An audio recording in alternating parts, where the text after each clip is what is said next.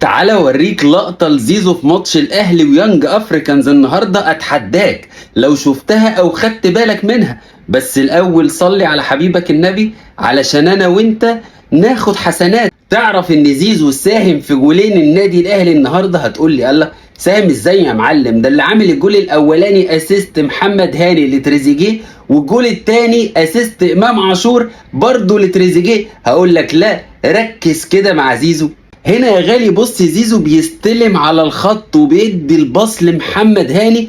بص بقى زيزو هنا عمل ايه؟ باصه لمحمد هاني وراح فتح سبرنته في اتجاهه لل18. بص بقى كم مدافع اتزاول مع زيزو. ادي اول مدافع اللي يعتبر مان تو مان معاه ده.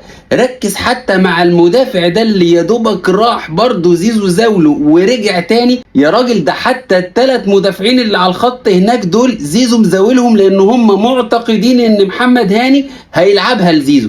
لكن التهويشه بتاعت محمد هاني العالميه دي وعمله للاوفر ده خلى اصلا تريزيجيه يجي من ورا المدافعين ويسقط قلبهم علشان يسجل الجول العالمي اللي انت شايفه بالهيد ده. ده حتى يا غالي لو ركزت في الجول التاني هنا جراديشار اهو بيدي لزيزو. زيزو يا معلم يا دوبك باصه لامام عاشور وبرضه راح فتح ناحيه اليمين.